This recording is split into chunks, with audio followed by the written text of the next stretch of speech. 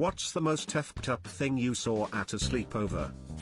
Kid who had a pee jar in his closet.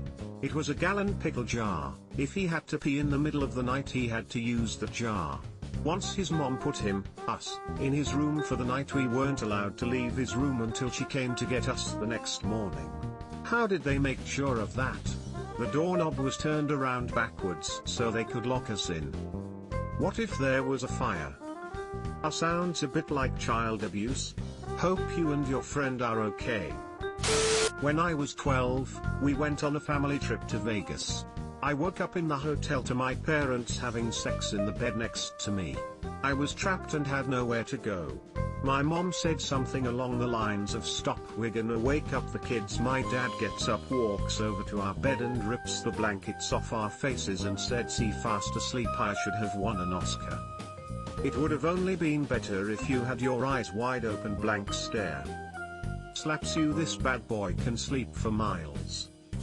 I remember we did a secondary school bonding thing in our first year where you effectively go to a summer camp for the weekend with the whole year group, about 211 to 12-year-olds, to get to know everyone.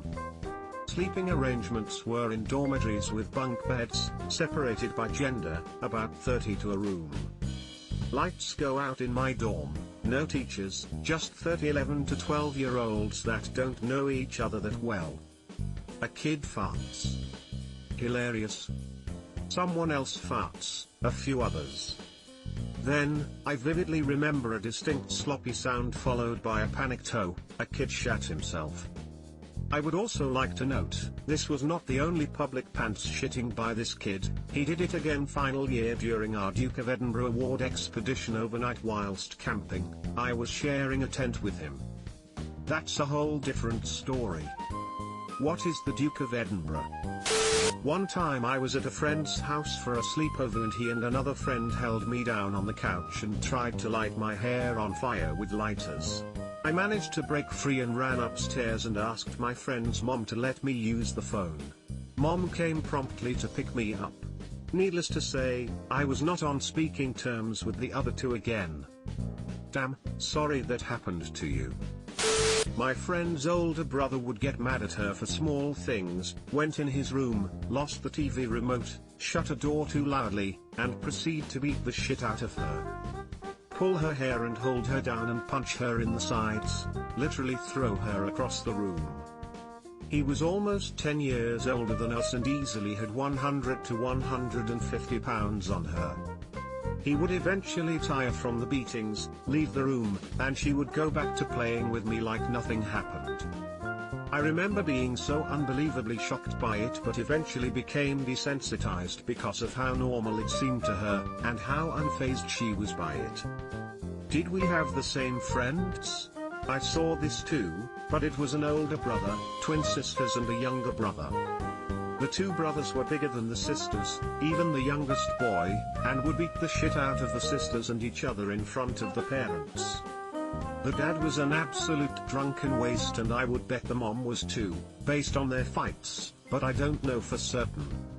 I just remember the violence, and the sisters would object, but then go right back to playing like nothing had happened. There was also some weird touching now that I look back on that family, but it's very fuzzy. The brothers would violently grab the girl's genitals, but brushed it off like bag tagging that guys do. I was too young to understand either concept bag tagging or the molestation being called that. I was in the 4th grade when I slept over at a friend's house. It was me and 2 other girls. It was my first time sleeping over at someone else's house. I was always too scared to stay overnight anywhere but her and I were close, and when I hung out at her house during the day we always had a great time. Well, I'm not sure what happened but we were eating popcorn and I spilled some kernels down my shirt. We all ran to the bathroom laughing and got the kernels out. Some ended up in the sink. When her older high school age brother found out, he proceeded to beat the hell out of her. Me and the other girls ran to her room and shut the door. All we heard was her screaming. I felt so guilty I just wanted to disappear. She finally came into the room red and covered in tears.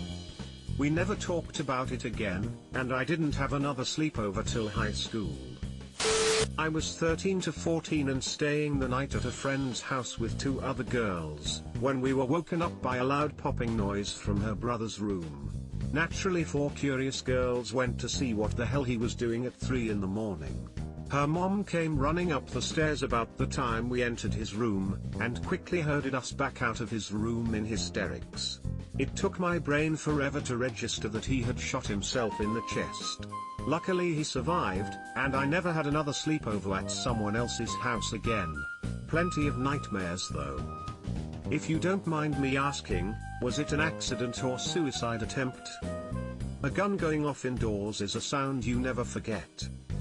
When I was in elementary school, I got invited with my sister to a birthday party of one of her friends.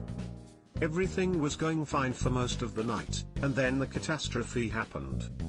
Her mom came down to the basement and was clearly very upset, but didn't explain why. She then had each of us line up on the stairs from the basement to the ground level of the house and brought us in one by one. I wasn't the first in line, but no one was telling us what happened once it was their turn.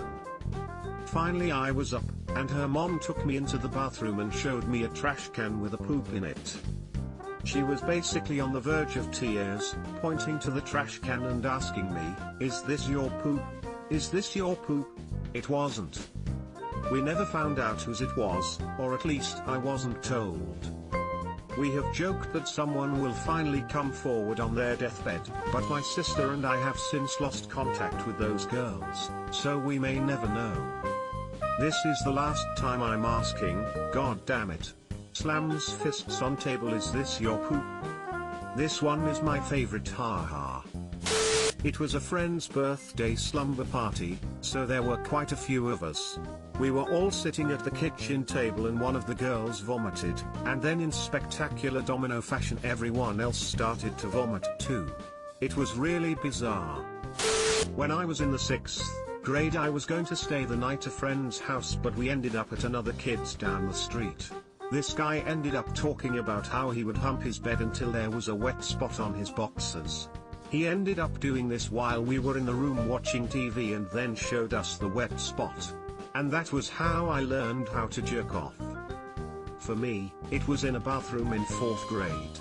I'm just peeing and I hear a scream from a stall, Therese bubbles coming out my wang. Same.